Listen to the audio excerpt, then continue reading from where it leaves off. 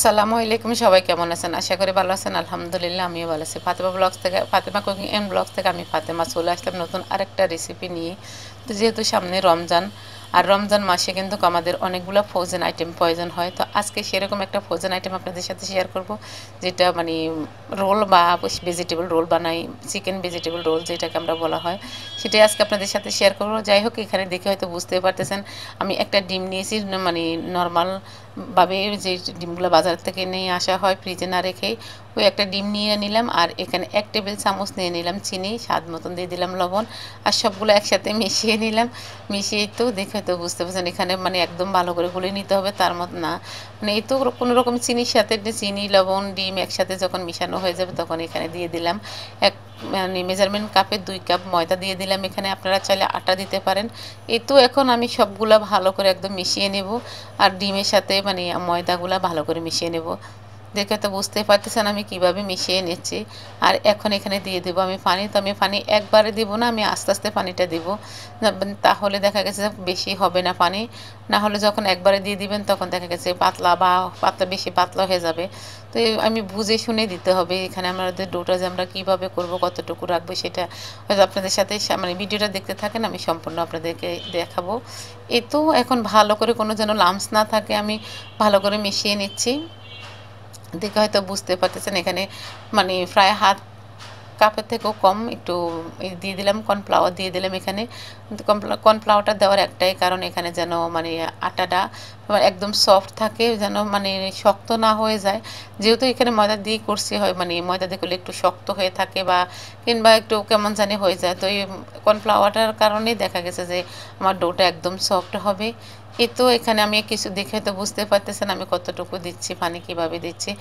মানে একবারে না দিয়ে আমি বারবার ডোটা করতেছি আর পানি দিচ্ছি। আর এই তো দেওয়া হয়ে গেছে। এখন যেন লাম্পস না থাকে এই জন্য আমি ভালো করে এটাকে পিটিয়ে নিচ্ছি। কারণ আটা যখন দেওয়া হয় তখন কিন্তু মানে ডো যখন করি আমরা দেখা গেছে সামান্য একটু বিসি বিসি থেকে যায় বা দানা থেকে যায়। এ তো দেখেন আমার সম্পূর্ণ দানা আমার মানে আটাটা করা হয়ে গেছে, সরি, সম্পূর্ণ ডোটা করা হয়ে গিয়েছে। দেখে হয়তো বুঝতে পারতেছেন। আর ডোটা হবে আমরা পাটিসাপটা পিঠা যেভাবে রকম ডো করি ঠিক ওই রকম করে ডোটা করে নিতে হবে আর কি। আমার সম্পূর্ণ ডোটা করা হয়ে গেছে। এখন আমি এটা রেস্টে রেখে দেবো 2 থেকে 3 মিনিটের জন্য। এখানে চলেন যে ভিতরে যে পুরটা সে পুরটা রেডি করব। এই তো এখানে দিয়ে দিলাম পরিমাণ মতন বা স্বাদ মতন সয়াবিন তেল, দিয়ে দিলাম স্বাদ মতন সয়াবিন তেল দিয়ে লো আঁচে রেখে দিব। আর এখন দিয়ে দেব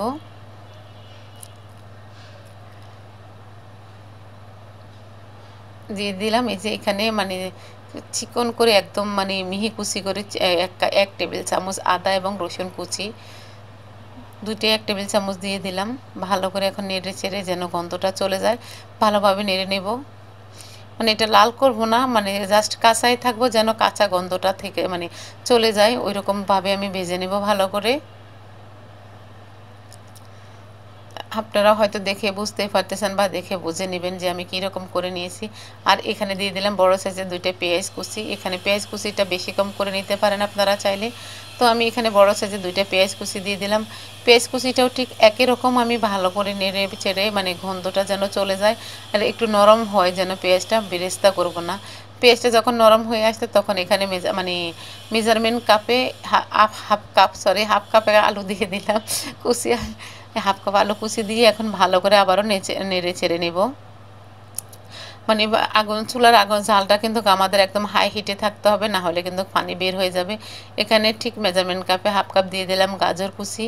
গাজর কুচিটা দিয়ে আবারও একসাথে ভালো করে মিশিয়ে নেব। ওই যে একদম হাইটে মানে রাখবো যেন গাজর থেকে আলু থেকে যেন কোনো পানি না বের হয়। আপনারা দেখে হয়তো বুঝতে পারতেছেন যে আমি দুইটা কিভাবে নাড়াচ্ছি, বা হয়তো আমার চুলার মানে আগুনটা কীরকম আছে সেটা আপনাদেরকে হয়তো দেখালে বুঝতে পারতেন। যাই হোক, এখানে ক্যাপসিকাম দিয়ে দিলাম। ক্যাপসিকামও কিন্তু পানি বের হওয়া জিনিস, সেটা থেকে পানি বের হয়ে যাব। একদম ভালো করে মানে ঘন হাতে নাড়তে হবে, মানে হাই হিটে।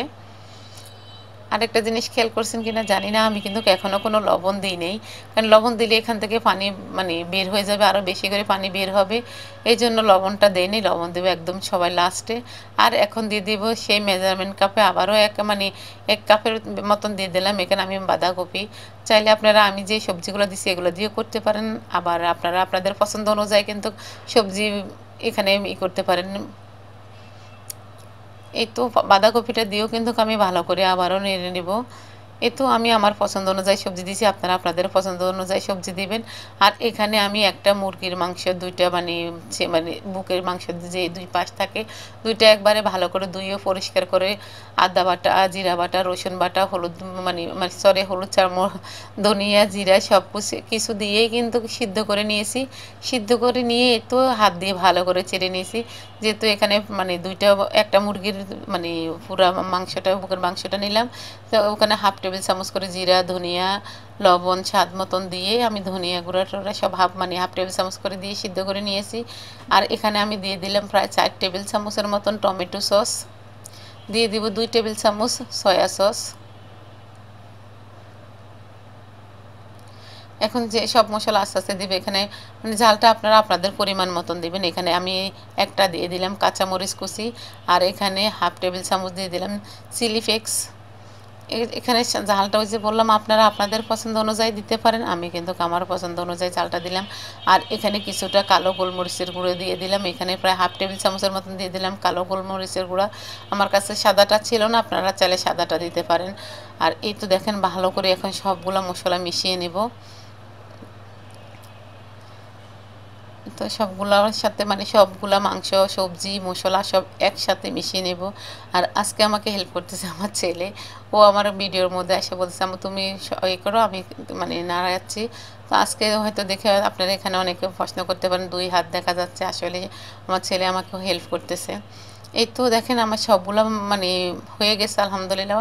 এখন আমি এখানে 1 টেবিল চামচ কর্নফ্লাওয়ারের সাথে 2 টেবিল চামচ গুঁড়ো দুধ দিয়ে একসাথে মিশিয়ে নিয়েছি। এটা ভালো করে মিশিয়ে আর এখন দিয়ে দিব, যেহেতু আমার সবজিটা মানে একটু বাইন্ডিং হওয়ার জন্য দিব। আর এটার টেস্টটা কিন্তু গুঁড়া দুধ দিলে একটু বেড়ে যায়। আর এখানে চাইলে আপনারা একটু চিনি দিতে পারেন, যেহেতু আমি গুঁড়া দুধ দিচ্ছি এই জন্য আর চিনি দিইনি। আপনারা এখানে চাইলে হাফ টেবিল চামচ চিনি দিতে পারেন। যাই হোক সবজিটা এখন ঠান্ডা হয়ে যাচ্ছে, আমরা ভিতরে যে উপরে যেই মানে আবরণটা বানাবো বা যে রোলটা বানাবো, রোলের যে ভিতরে মানে উপরে যেইটা ওটা বানানোর জন্য এখানে এই তো ডোটা করে রাখলাম যে আগে। এখন একটা ফ্রাই প্যানের মধ্যে তেল দিয়ে হালকা তেল ব্রাশ করে নিয়েছি, নিয়ে এখন ঘুরিয়ে ভালো করে তো দেখে হয়তো বুঝতেই পারতেছেন ঘুরিয়ে এটাকে বসিয়ে দেবো চুলার উপরে। আর দেখেন এটা হয়ে গিয়েছে, কিন্তু চুলা একদম লো না আবার একদম হাইও না, ওইভাবে রাখবেন, না হলে কিন্তু মানে নোয়াখালীর ঐতিহ্যবাহী খোলা যায় পিঠার মতন কিন্তু জালি পড়ে যাবে।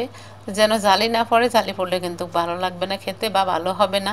এই তো এই জন্য আমি আবারও একটা আপনাদের সাথে শেয়ার করতেছি, ঘুরিয়ে দেখাচ্ছি আমারগুলাই। দেখেন সবগুলো আমি এভাবে বানিয়ে নিলাম।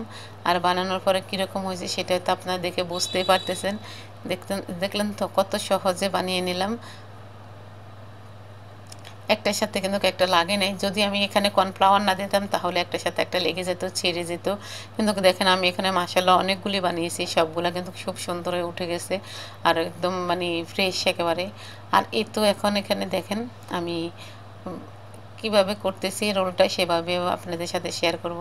আর এখানে যে ভিতরে যে ফুডটা রেডি করলাম সে ফুডটা মানে দিয়ে দেব। আপনারা আপনাদের পছন্দ অনুযায়ী দিতে পারেন, আমি আমার পছন্দ অনুযায়ী দিচ্ছি, যে যতটুকু আমার মানে উপরের রুটিটা ঠিক কতটুকু অনুযায়ী আমি ওইভাবে দিচ্ছি। আচ্ছা এই যে দেখে হয়তো আমি হালকা একটু আটাকে পানি দিয়ে লবণ দিয়ে মানে সামান্য লবণ দিয়ে মানে গুলিয়ে নিয়েছি, একদম যে ডোটা করেছি এই রুটির জন্য ওই ডোটার মতন করে নিয়েছি। নিয়েই তো 2 পাশ থেকে বটে নিলাম, আর এই তো এখান থেকেও বটে নিচ্ছি। ঠিক বাজারে যেই রকমভাবে মামারা রোল বানায় মানে বিভিন্ন রেস্টুরেন্টের যে রোলগুলো হয় ঠিক ওই রকমই হচ্ছে রোলটা। দেখে হয়তো বুঝতে পারতেছেন যে আমি কীরকম করে করে নিচ্ছি। আর দেখেন তো মাশাল্লাহ খুব সুন্দর হয়েছে, তাই না? মানে ঠিক এভাবে আমি সবগুলো রোল বানিয়ে নেব। আমি আরও একটা বানানো দেখাচ্ছি আপনাদের সাথে শেয়ার করব। দেখেন আমি নিচ্ছি আর উঠাচ্ছি, কোনো মানে ভাঙতেছে না কোনো, কি সুন্দর হয়েছে মাশাআল্লাহ করে। তো আপনারা যদি ভিডিওটা আমার ভালো লাগে অবশ্যই একটা লাইক দিয়ে দিবেন, যদি বেশি ভালো লাগে ফ্যামিলি এবং ফ্রেন্ডসের মাধ্যমে শেয়ার করে দিতে পারেন।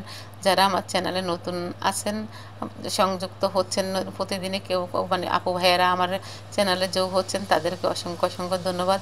আর যারা আগে থেকে আছেন তাদেরকেও আমার মন থেকে অন্তর থেকে অনেক অনেক ধন্যবাদ জানাই। আর এই তো যদি আমার ভিডিওটা ভালো লাগে অবশ্যই একটা লাইক দিবেন প্লিজ আপু ভাইয়েরা। আপনাদের একটা লাইকে আমার মানে আমার অনেকটাই উপকারে আসবে। আপনাদের একটা লাইকে অসংখ্য আপু ভাইয়াদের কাছে আমার এই ভিডিওগুলো পৌঁছে যাবে। আর এই তো দেখেন আমি কিভাবে করে নিয়েছি, দেখলেন তো, মানে অনেক সহজ। এটা করতে কোনো আহামরি অত কষ্ট হয় না। আর আমরা যেহেতু রমজান মাস, আমরা একটু ভিন্ন রকম চাই খাওয়ার জন্য, ভিন্নভাবে খেতে চাই, তো ভিন্ন আইটেম রাখতে চাই। বা ইফতারে তো ভাজা পোড়া সবারই থাকে, পাশে এই রোলটাও রাখলেন, তাহলে অনেক ভালো লাগবে। কিংবা ঈদে কিন্তু আপনারা চাইলে মেহমানদারি করতে পারেন, ঈদের দিন রাখতে পারেন ঈদের মেহমানদের জন্য, কিংবা বাচ্চাদের ইফতারের জন্য, কিংবা বাসায় মানে সন্ধ্যা চায়ের সাথেও খেতে পারেন। যেভাবে করি না কেন আমরা এগুলো ওজন আইটেম সবভাবে খাওয়া যাবে। এই তো দেখলেন তো আমি সবগুলো বানিয়ে নিলাম এখন। আর যে মানে যে বললাম একটা ডো করে নিলাম পাতলা করে, মানে লবণ এবং পানি দিয়ে, লবণ দিনে সরি, পানি আর এবং আটা দিয়ে আমি যে ডোটা করে নিলাম, এই ডোয়ের মধ্যে এখন আমি রোলটাকে চুবিয়ে নিব, নিয়ে ব্রেড গামে করে নেব, মেখে মানে ব্রেড গামের মধ্যে ভালো করে গড়িয়ে নেব।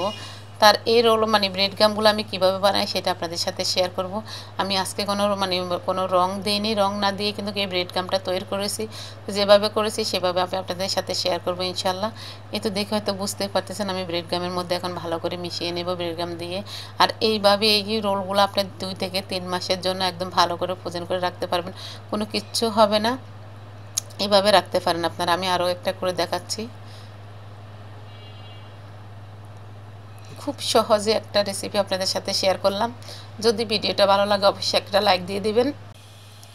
তো আজ এই পর্যন্ত, সবাই ভালো থাকেন। আল্লাহ হাফেজ, আসসালামু আলাইকুম।